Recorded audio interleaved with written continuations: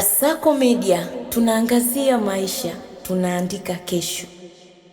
Mtazamaji wa Kasako Media, ikiwa leo ni tarehe 20 Disemba, tumebakiza siku 5 tu kufika sikukuu ya Christmas na mwaka mpya. Lakini leo kubwa kuliko leo, tumetembelea mtaa huu wa Tabata Mawenzi kuhusiana na swala la elimu, tukizingatia juzi Mheshimiwa Daniel Mushi alikuwa akizungumzia kwenye mahafali ya elimu ya watu wazima, mahafali ya 64, kuhusiana na masuala ya namna gani wataboresha elimu. Lakini alizungumzia masuala ya wale watoto ambao walikatisha masomo yao, watoto wa kike na wa kiume, kwamba warudi mashuleni.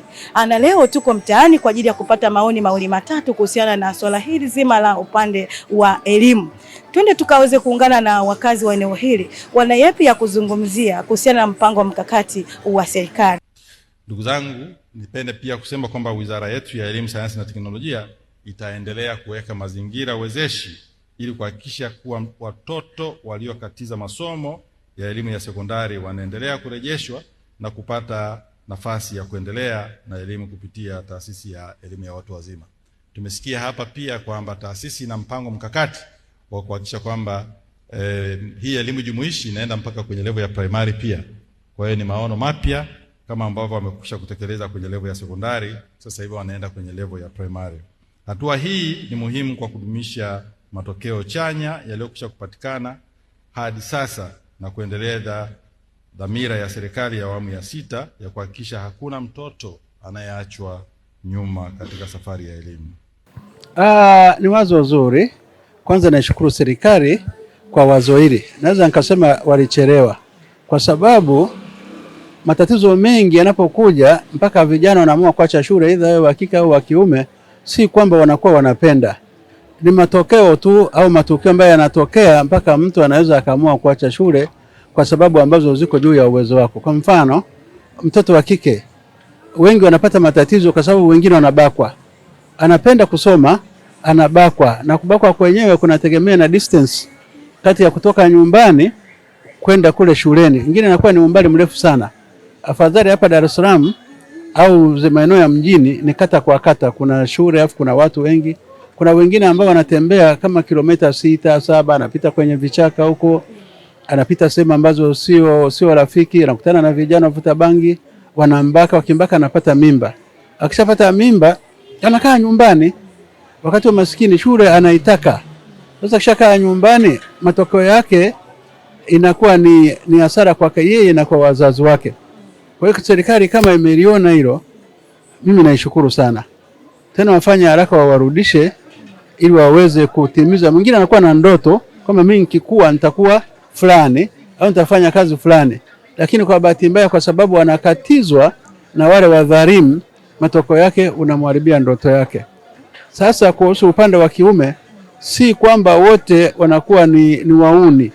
Wengine shida ni kalo, anaweza kuwa amekwama, akisha kwama anashindwa kuendelea na shule. Lakini akipata mfadhili akaweza kumfadhili, ni vizuri waendelee. Mwingine anakuwa sio kalo tu, mwingine anaweza akaumwa, akalazwa mwaka mzima au miaka miwili, akashindwa kuendelea na shule. Sasa anapopona, ni vema serikali watu wa namna hii waconsider waweze kurudi darasani ili waweze kutimiza ndoto za maisha yao. Unawaambiaje wazazi wenyewe pamoja na watoto, maana wazazi pia watahusika kwenye mpango mkakati huu mzima, lakini vile vile na vijana wetu pia watahusika. Unawaambiaje wazazi? Kwa upande wa wazazi nawaambia waisupport serikali. Waisupport serikali. Serikali inapokwenda nyumbani kumwambia mzazi kwamba tunataka mtoto wako arudi shule, wasimkatalie. Kwa sababu huwezi kujua huyu Mungu kamwekea nini baadaye huyu mtoto. Tena wafanye haraka wawaruhusu ili waweze kuendelea na hiyo program ambayo serikali imeweza kuianzisha. Kwa hiyo tuisaidie serikali kwa upande huo. Na watoto nao wasikate tamaa, hata kama wamekaa nyumbani miaka 2, miaka 3, hii ni chance ya hiji mara 2. Yaani bahati ya hiji mara 2, bahati umeshaipata, nasema watoto waitumie kuliko kukaa mitaani wanajifunza mambo mengine ajabu. Kama serikali imeamua kuwakumbuka kuwarudisha shule, mimi ningependekeza wao vijana wafanye haraka warudi shule. Kwa majina naitwa Musa Abel Nzunda, Mimi naona ni mpango mkakati mzuri. Kwanza naweza kuwapongeza serikali kwa kuja na huu mpango mkakati mzuri kwa ajili ya kuwarudisha wale watu ambao kwa namna moja ama nyingine walifeli kuendelea na yale masomo yao.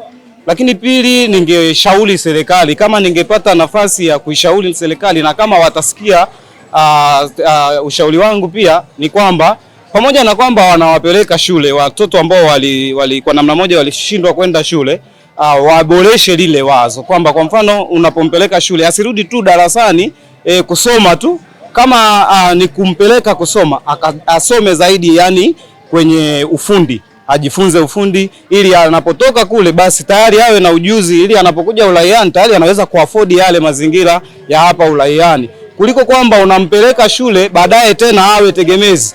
Kwanza anapokuwa shule atakuwa anajaribu kujiuliza kwamba mtoto wangu analelewa vizuri na wazazi, anaweza akarudi shule anawalaumu tena wazazi kwamba bora nisingeenda shule, ningebaki nitunze mtoto wangu au ningefanya kibarua changu. Lakini kama serikali itaboresha kwamba wale watu ambao walifeli kwa namna moja ama nyingine wakafanikiwa kupata hiyo nafasi ya kurudi, ni kwamba wawapeleke katika ufundi, ili mtu anapotoka kule tayari ana ujuzi wake. Kwa hiyo akija huku hata ilaumu serikali kwamba kwa nini mmenirudisha tena shule, kwa sababu hiyo tayari amewekewa kitu ambacho kitamsaidia kwenye maisha yake hata kama asipopata ajira serikalini. Mimi maoni yangu ni haya.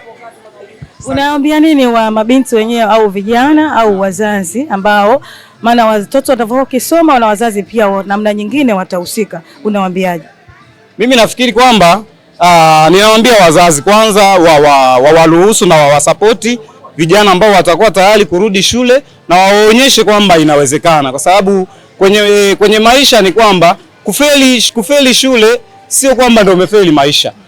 Shule inatupa ufahamu wa kupambana na maisha ya huku mtaani pia, na tunaenda shule ili pia tuje kuyafanyia practice huku kwenye maisha ya uhalisia. Kwa hiyo wazazi, ningewashauri pia wawaruhusu tu watoto waende, na wale watakaopata zile nafasi za kurudi shule na washauri wazitumie vizuri kama watakavyozipata, kwa sababu nafasi ni chache, na serikali inaposema itatoa nafasi, pengine kwa Tanzania haitafanikiwa kutoa kwa watu wote waliofeli, waliozipoteza hizo nafasi. Wale watakaopata, mimi na washauri wazitumie vizuri. Na niliwahi kuambia watu pia kwamba mimi ni miongoni mwa wale ambao hatukufanikiwa kuendelea zaidi sana kielimu, lakini niliwahi kuambia watu kwamba kama ninapata nafasi ya kurudi tena shule, Tanzania inaweza kujua kwamba kuna mwanafunzi anasoma. Kwa hiyo na wao wakasome. Sasa hivi huwezi kuniambia nirudi, ndugu mtangazaji, shule. Tayari nina familia, nina watoto. Nitasoma shule tu za ujuzi kwa ajili ya kujiendeleza,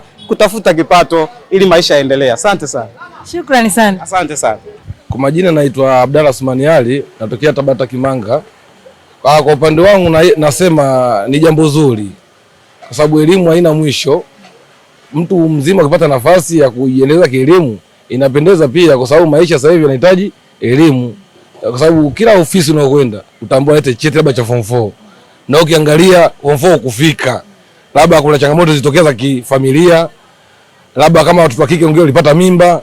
Muona kama nafasi inatokea kuendelea na elimu, ni jambo zuri kuendeleza na elimu.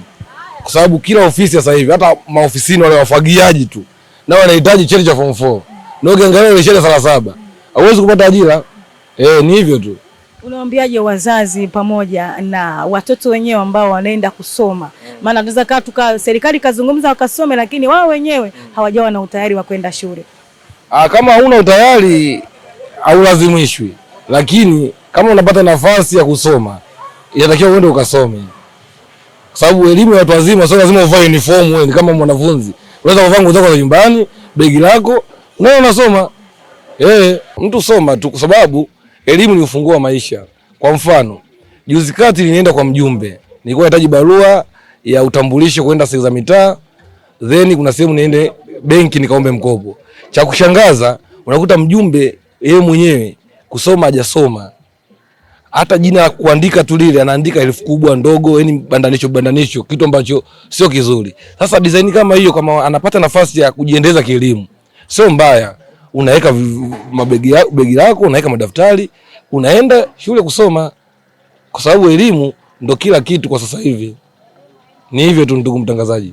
Mtazamaji wa Kasako Media, na hii ndio tamati ya maoni kwa siku ya leo. Tulikuwa mtaani kuhusiana na mpango mkakati wa elimu, tukizingatia tarehe 18 ilikuwa ni mahafali ya elimu ya watu wazima. Naye Daniel Mushi amezungumzia kuhusiana na swala la watoto au vijana wetu ambao walikatisha masomo kuhusiana na changamoto mbalimbali zikiwemo za ujauzito na zingine nyingi, kwamba waweze kurudi mashuleni. Na sisi tukaona sio vema au sio vizuri tuweze kupita mitahani kuweza kuchukua maoni mbalimbali kwa wazazi nao wanalizungumziaje kuhusiana na wazo hilo la serikali. Wengine wamezungumzia, wamesema ni vizuri, kuna wengine wamesema kwamba si vizuri kwa sababu kuna wengine waliacha kusoma kwa sababu kwamba hawakupenda elimu, lakini kuna wengine wamesema kwamba warudi kwa sababu kuna wengine waliacha elimu kwa sababu ya masuala mbalimbali ya kiemo ya kiafya.